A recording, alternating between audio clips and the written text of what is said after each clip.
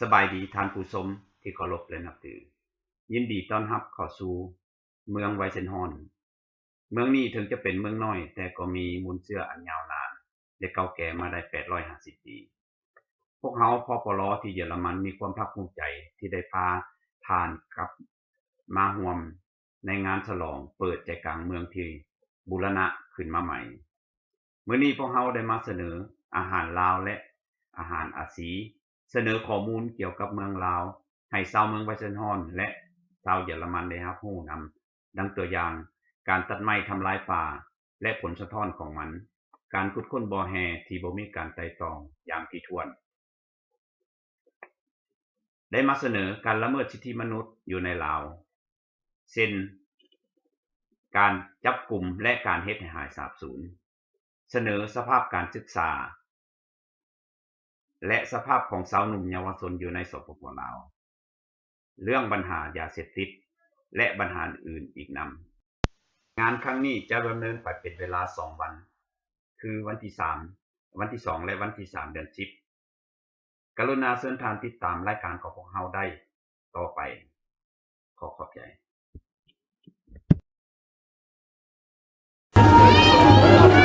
ได้สบายดีอันใหญ่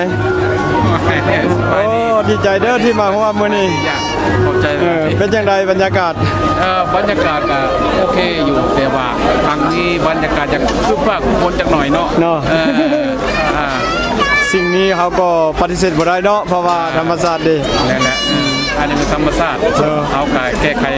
ไปตามเรื่องนั่นแหละจะได้เรื่องงานความสนใจพวกอายมาเฮ็ดหยังได้มื้อนี้มื้อนี้ก็แม่นมาเว้าเรื่องการเมืองอยู่ในมาโฆษณาก็แม่นโฆษณาเรื่องการเมืองอยู่ในประเทศลาวของเฮาเนาะคือว่าการของประเทศลาวของเฮาอันเดี๋ยวนี้มันก็มี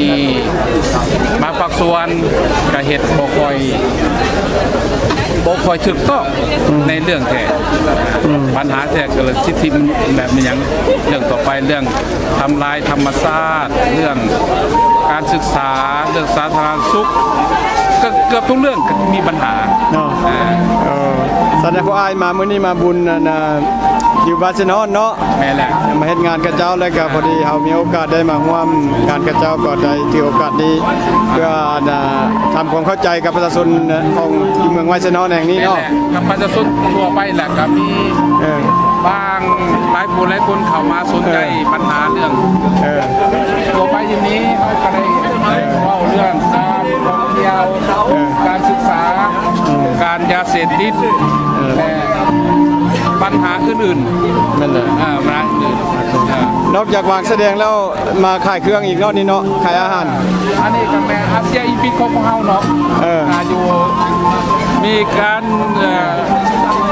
คนกันหลายเนาะรอท่าจังหวะเดินคิวเนาะคนก็โอ้บ่เป็นใจมื้อนี้ถึงปานใดก็หมายความว่าสู้สนเนาะเพราะว่าเรื่องคนนั้นมีปัญหาดอกเพราะตัวนี้มีปัญหาแต่ว่าพวกเขาก็ต้องอันนี้มันเรื่องธรรมชาติเขาก็สู้ได้แต่ปัญหาเรื่องการพวกเหตุการณ์อยู่เมืองลาวนี่พวกเขาต้องเอาเรื่องและก็ต้องเด็ดเดี่ยวเรื่องกำลังคนเขาบอกโอ้ย่านบ่ย่านบ่จังซั่นนี่อันนี้มันเป็นการต่อสู้เฮาในเมื่อว่าเฮาย่านหมายถึงว่าเฮาจะบ่ได้ความสำเร็จ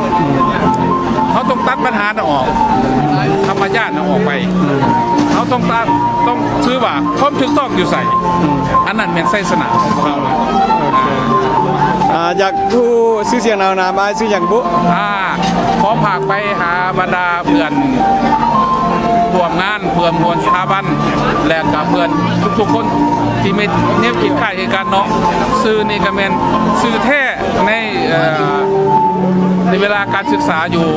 เมืองลาวน่ะซื้อกงลาจันทร์แต่มาอยู่นี่ก็เปลี่ยนเป็นแสงสุรจิตสุพลบักดีโอ้เนาะก็เคยได้ยินชื่อนี้เนาะคิดว่าก็สิให้ความกระจ่างแจ้งหลายอย่างเกี่ยวกับท่านผู้ชมทั้งหลายเนาะมื้อนี้ก็ถือว่าบรรยากาศก็ถือว่าโอเคเนาะคนก็สนใจโอเคแต่ว่าบรรยากาศก็ฝนตกเนาะคันถ้าฝนบ่ตกนี่หมายความว่าฝนจะตกแต่ว่า กับคนกระทุก บรรยากาศนั่นแหละความเย็นมันก็ขึ้นมา ขอไปถ่ายเอาวันนะข้าเจ้าลิ้นตีตัวนึงโอเคเพิ่นผู้ที่จบ